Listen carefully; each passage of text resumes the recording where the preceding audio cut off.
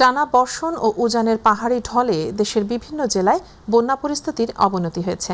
দক্ষিণ চট্টগ্রাম, কক্সবাজার ও মৌলভীবাজারের বিস্তীর্ণ এলাকা পানি নিচে। পানিবন্দী হয়ে পড়েছেন লাখো মানুষ। প্রতিনিধিদের পাঠানো তথ্যচিত্রে বিস্তারিত জানাচ্ছেন জুবায়ের রহমান। গত কয়েকদিনের ভারী বৃষ্টি আর পাহাড়ি ঢলে ফুলে উঠেছে নদ নদী। দক্ষিণ চট্টগ্রামের শঙ্খ ও ডলু নদীর পানি বিপদসীমার ওপর দিয়ে প্রবাহিত হওয়ায় চন্দনাইশ, সাতকানিয়া, বাঁশখালী ও লোহাগাড়ার বিস্তীর্ণ এলাকা প্লাবিত হয়েছে।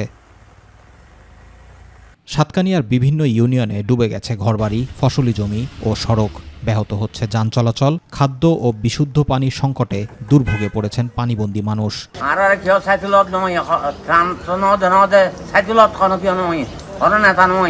আমাদের যে জনগণ এখন অতিবর্ষণে কবলিত আছে তা অত্যন্ত দৃঢ়তার সাথে পরিস্থিতি মোকাবেলা করবে।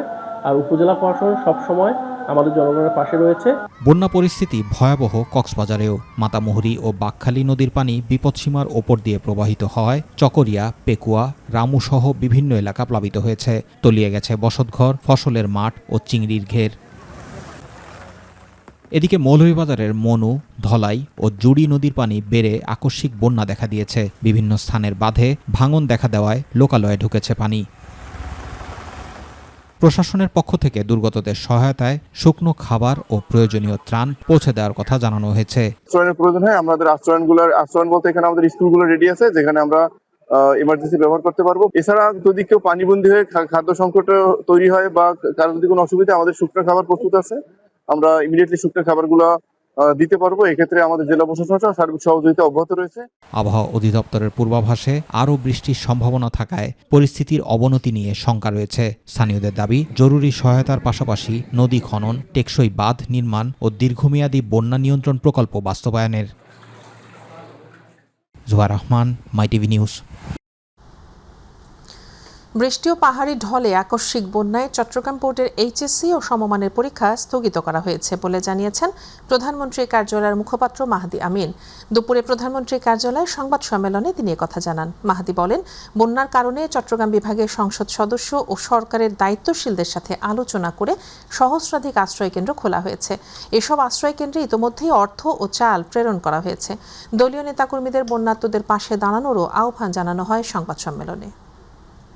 মানুষের ভাগ্য পরিবর্তনের জন্য, তাদেরকে আরও সুরক্ষিত রাখার জন্য, ওনাদের ত্রাণ, খাদ্য, পানি, স্যানিটেশন নিশ্চিত করবার জন্য, এবং যারা পরীক্ষার্থী রয়েছে তাদের যেন জীবনে বড় ধরনের যে বিপদ তার ভাবছিল সেখান থেকে বেরিয়ে আসতে পারে, সে কারণে পরীক্ষা বিলম্বিত করার মাধ্যমে বহুমুখী একটা পদক্ষেপ গ্রহণ করা হয়েছে। সরকারের এই সমন্বিত উদ্যোগের মাধ্যমে আমরা চাই যারা ক্ষতিগ্রস্ত হয়েছেন তারা যেন একটু স্বস্তির নিঃশ্বাস ফেলতে পারেন।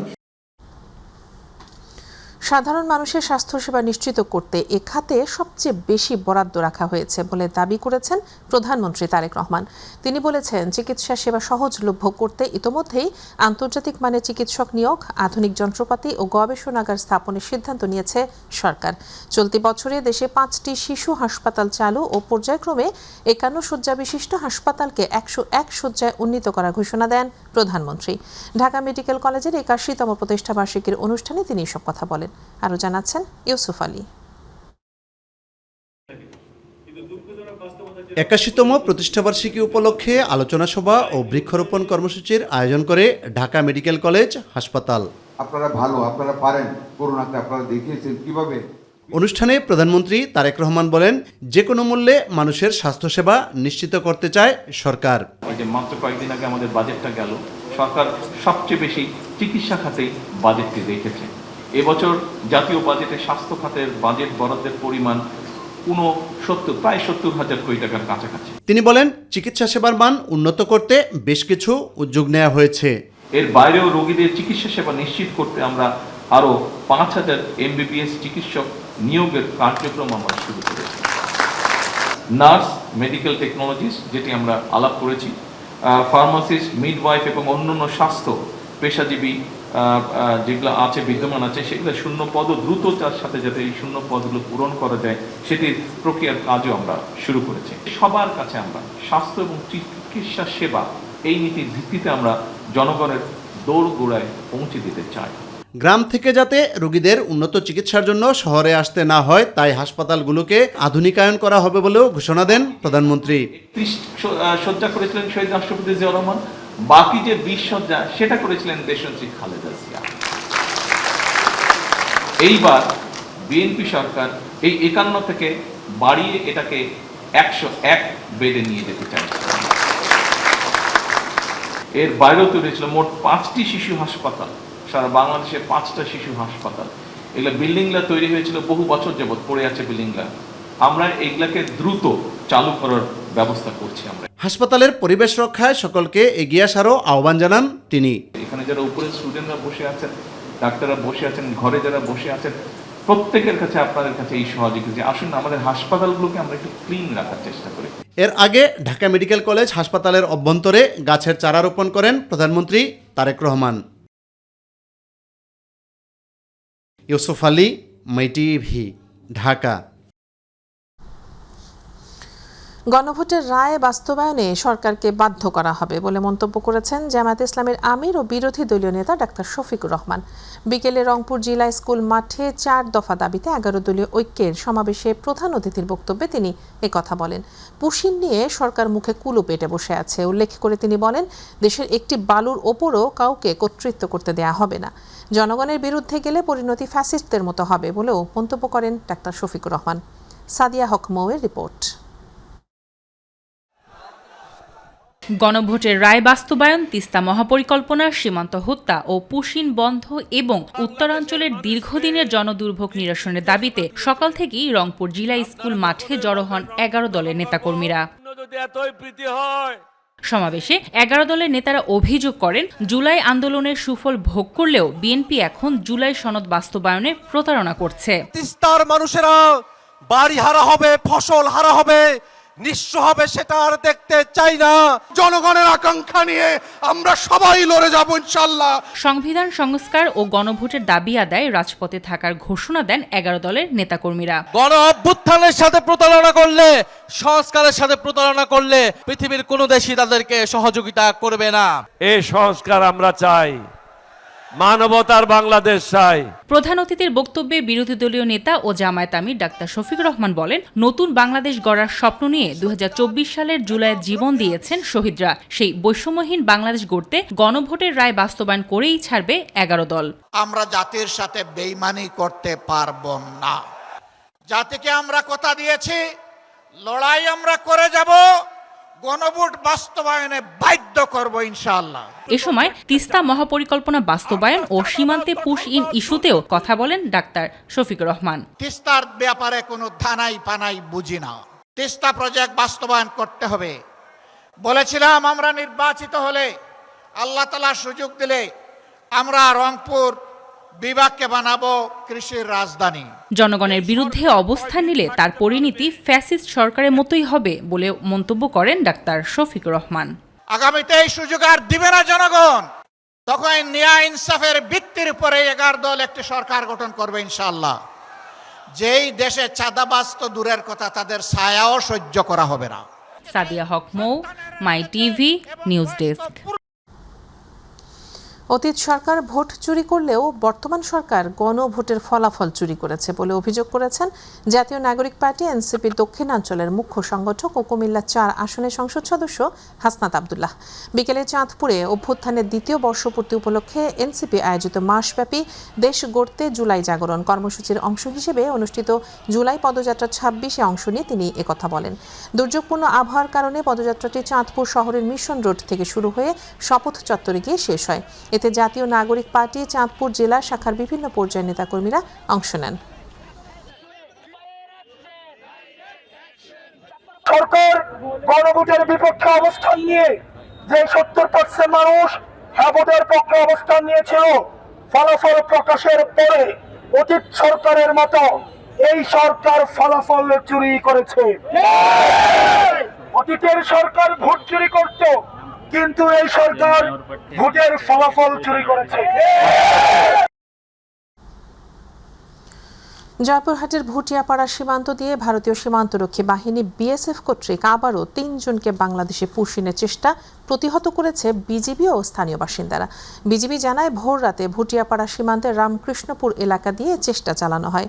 বিএসএফ সদস্যরা একজন বৃদ্ধ ও 2 নারীকে বাংলাদেশের দিকে ঠেলে দেওয়ার চেষ্টা করেন। সীমান্তবর্তী এলাকার বাসিন্দারা বিষয়টি টের পেয়ে ওই 3 জনকে আটকে রেখে বিজিবিকে খবর দেন। পরে বিজিবির একটি টহল দল ঘটনাস্থলে পৌঁছে পুশিনের চেষ্টা প্রতিহত করে। বিজিবির উপস্থিতির পর পুশিনের চেষ্টা ব্যর্থ হলে ওই 3 জন সীমান্তের শূন্য রেখায় অবস্থান নেন। এ ঘটনায় সীমান্তে বিজিবির টহল ও নজরদারি জোরদার করা হয়েছে। স্পিকার মেজর হাফিজ উদ্দিন আহমদ বলেছেন, 25 মার্চ ক্র্যাকডাউনের আগে অনুরোধ করা সত্ত্বেও স্বাধীনতার ঘোষণা দিতে রাজি হননি শেখ মুজিবুর রহমান। তখন মেজর জিয়াউর রহমানই সর্বপ্রথম স্বাধীনতার ঘোষণা দিয়েছিলেন। দুপুরে রাওয়া ক্লাবে আয়োজিত এক আলোচনা সভায় এই কথা বলেন তিনি। অনুষ্ঠানে মুক্তিযুদ্ধ বিষয়ক মন্ত্রী আহমেদ আজম খান বলেন, স্বাধীনতার পক্ষ বিপক্ষের কথা বলে দেশকে বিভক্ত করা যাবে না, সবাইকে ঐক্যবদ্ধ থাকতে হবে। সাদিয়া হক মৌয়ের আরেকটি রিপোর্ট। আজ রাজধানীতে রাওয়ার উদ্যোগে ইস্ট বেঙ্গল রেজিমেন্টের গৌরবময় ইতিহাস, ঐতিহ্য এবং বাংলাদেশের অভ্যুত্থানে এর অবদান তুলে ধরতে এক আলোচনা সভা অনুষ্ঠিত হয়। ইন্ডিয়া এবং পাকিস্তানের কোনো পরিকল্পনাই ছিল না, তাদের ধারণাই ছিল না যে এই ক্র্যাকডাউনের পরে কোনো প্রতিরোধ গড়ে উঠবে। দেশ ও মুক্তিযুদ্ধ বিষয়ক এক প্রামাণ্যচিত্র প্রদর্শনের মাধ্যমে শুরু হয় অনুষ্ঠানে মুক্তিযুদ্ধ বিষয়ক মন্ত্রী আহমেদ আজম খান বলেন, স্বাধীনতার পক্ষে বিপক্ষের কথা বলে দেশকে বিভক্ত করা যাবে না। যারা ৭১-এর মুক্তিযুদ্ধের বিপক্ষে ছিল তাদের এগিয়ে এসে অপকটে তা স্বীকার করে সকলের সামনে ক্ষমা চাইতে হবে বলেও মন্তব্য করেন তিনি। ইতিহাস এবং ঐতিহ্য রক্ষায় আমার মুক্তিযুদ্ধ মন্ত্রণালয় আপনাদেরকে সাথে নিয়ে কাজ করব ইনশাআল্লাহ। পরে স্পিকার হাফিজ উদ্দিন বলেন, ৭১-এর মুক্তিযুদ্ধ ছিল একটি জাতির যুদ্ধ, এটি কোনো রাজনৈতিক দলের যুদ্ধ ছিল না। ১৯৭১-এর মহান মুক্তিযুদ্ধ ছিল জনতার যুদ্ধ, একটি জাতির যুদ্ধ। পাকিস্তানিরা ভুল করেছিল, একটা আর্মি আরেকটা আর্মির সাথে যুদ্ধ করতে পারে, কিন্তু পাকিস্তানিরা বাঙালি জাতির সাথে যুদ্ধ করতে চেয়েছে। ক্র্যাকডাউনের আগে অনুরোধ করা সত্ত্বেও শেখ মুজিবুর রহমান স্বাধীনতার ঘোষণা দিতে রাজি হননি মন্তব্য করে তিনি আরও বলেন, মেজর জিয়াউর রহমানই সর্বপ্রথম স্বাধীনতার ঘোষণা দিয়েছিলেন, আর এটি প্রকৃত সত্য। ক্র্যাকডাউনের অব্যবহিত পূর্বে প্রথম প্রধানমন্ত্রী তাজউদ্দিন সাহেব, আওয়ামী লীগের সাধারণ সম্পাদক, তিনি শেখ মুজিবুর রহমানের কাছে গিয়ে বলেছেন যে পাকিস্তানিরা আক্রমণ করতে যাচ্ছে, দেশের মানুষ স্বাধীনতা চায়, এখনও সময় আছে, আপনি স্বাধীনতা ঘোষণা করুন। শেখ মুজিবুর রহমান সাহেব বললেন যে না, আমি বিচ্ছিন্নতাবাদী হতে পারি না, পাকিস্তান ভাঙাতে আমার কোনো অবদান থাকুক, এটি আমি চাই না। আলোচনা শেষে মুক্তিযুদ্ধের উপর বিভিন্ন সেনা কর্মকর্তাদের লেখা বইয়ের মোড়ক উন্মোচন করেন প্রধান অতিথি। সাদিয়া হক মৌ, মাই টিভি, ঢাকা। কোনো মেগা প্রকল্পের ব্যয় রাজনৈতিক ব্যক্তিরা নয়, বরং প্রকৌশলীদের পরিকল্পনার ভিত্তিতেই নির্ধারিত হয়। তবে সাধারণ মানুষের নিয়ম না মানার প্রবণতাই অপরিকল্পিত নগরায়নের জন্য দায়ী বলে মন্তব্য করেছেন স্থানীয় সরকার, পল্লী উন্নয়ন ও সমবায় প্রতিমন্ত্রী মীর শাহে আলম। সকালে রাজধানীতে প্রকল্প ব্যবস্থাপনার সফলতা ও ব্যর্থতা বিষয়ক এক সেমিনারে একথা বলেন প্রতিমন্ত্রী। এ সময় সবাইকে বিধিমালা মেনে ঘরবাড়ি নির্মাণের আহ্বান জানিয়েছেন তিনি। নবায়নযোগ্য জ্বালানির ওপরও সরকার বিশেষ গুরুত্ব দিচ্ছে বলে জানান প্রতিমন্ত্রী। সেক্ষেত্রে ইঞ্জিনিয়ারদের বসতবাড়ির নকশায় সোলার সিস্টেম রাখার নির্দেশ দেন তিনি।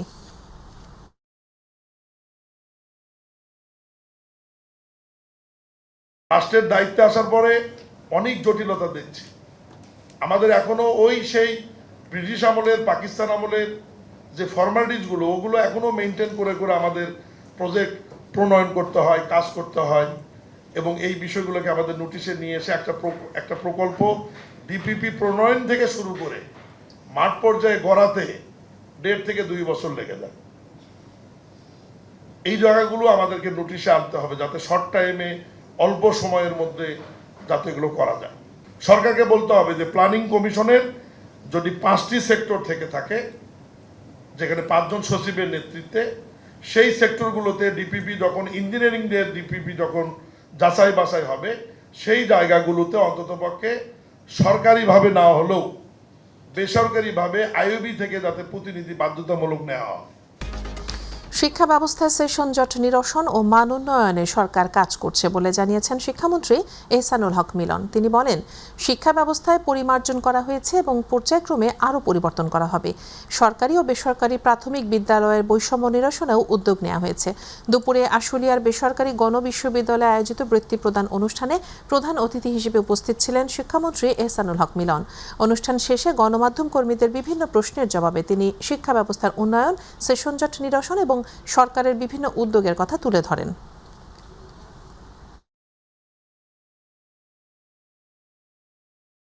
এবারে পাঠ্যপুস্তক অনেকাংশে পরিমার্জন, অল্প সময়ের আদর্শ শিক্ষক ও শিক্ষার অভাবে সমাজে অধপতন ও মাদকের প্রসার ঘটছে বলে মন্তব্য করেছেন প্রধানমন্ত্রীর রাজনৈতিক উপদেষ্টা ও বিএনপির জ্যেষ্ঠ যুগ্ম মহাসচিব অ্যাডভোকেট রুহুল কবির রিজভী। রাজধানীর মণিপুর উচ্চ বিদ্যালয় ও কলেজের বার্ষিক প্রশিক্ষণ কর্মশালায় এ মন্তব্য করেন তিনি। বলেন, শিক্ষকদের উপযুক্ত প্রশিক্ষণ নেই বলে টেকসই শিক্ষা নিশ্চিত হচ্ছে না। শিক্ষার উৎকর্ষতা সাধন সরকারের অন্যতম প্রধান এজেন্ডা উল্লেখ করে তিনি আরও বলেন, যারা স্কুল ফিডিংয়ে নিম্নমানের খাবার দিচ্ছে তারা মানবতার শত্রু। তারেক রহমানের যে সরকার, সেই সরকার তো একটা এজেন্ডা নিয়ে এসেছেন, সেটি হচ্ছে শিক্ষার উৎকর্ষতা সাধন। প্রাইমারি স্কুল থেকে উচ্চ শিক্ষা পর্যন্ত এটাকে সুন্দরভাবে গড়ে তোলা, একটা গুণগত পরিবর্তন নিয়ে আসা। তারেক রহমান সাহেব এটাই চান এবং এই জন্য নানা কর্মসূচিও তিনি গ্রহণ করেছেন। আপনারা জানেন, গত পরশুদিন বা তার আগের দিন পার্লামেন্টে বলেছেন অনার্স পর্যন্ত ছাত্রীদের বেতন মওকুফ করবেন, বলেছেন না, পার্লামেন্টে বলেছেন। তাহলে এটাও তো একটা বড় পদক্ষেপ।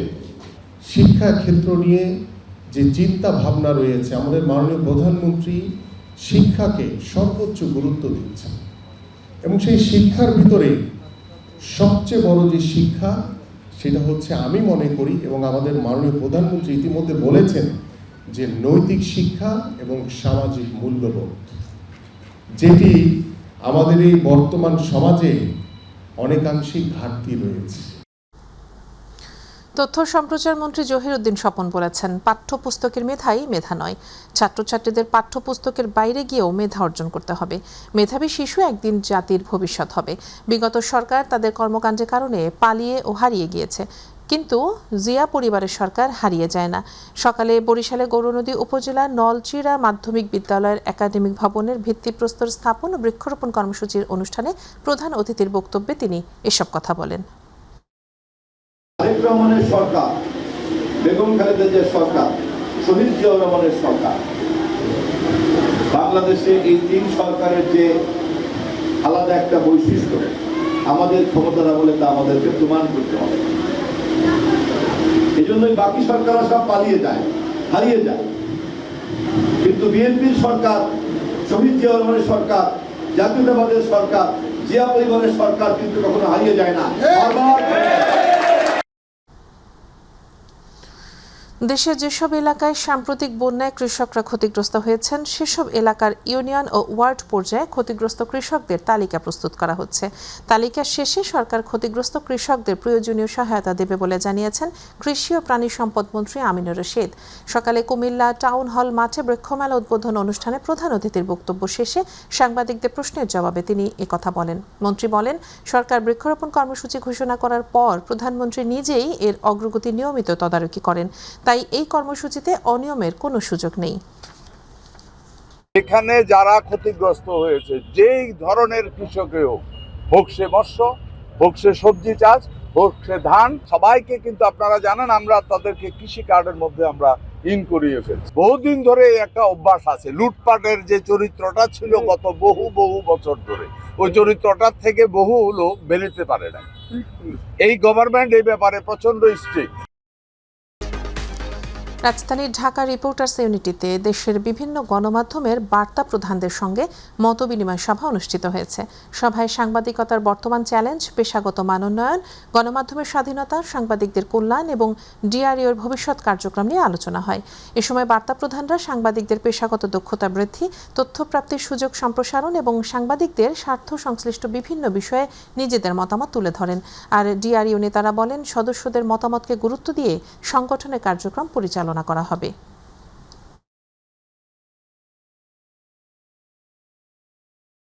20 বছর 25 বছর 30 বছর সাংবাদিকতা করেছে, হয়তো সে গ্রাজুয়েশন করে নাই, ইন্টারমিডিয়েট করেছে, এরকম যদিও হয় স্বনাম খ্যাত কিংবা কোনো ধরনের অভিযোগবিহীন কোনো সদস্য থাকে, তাদেরকেও কিন্তু সদস্য করা যেতে পারে। আমি মনে করি শিক্ষাগত যোগ্যতাটাও বিবেচ্য হিসেবে রাখা যেতে পারে। তা আমরাও চাই যে আপনারা আমাদের সাথে একমত হবেন এই দাবিগুলোর সাথে, আমরা স্রেফ যাতে পরিচয়টা দিতে পারি।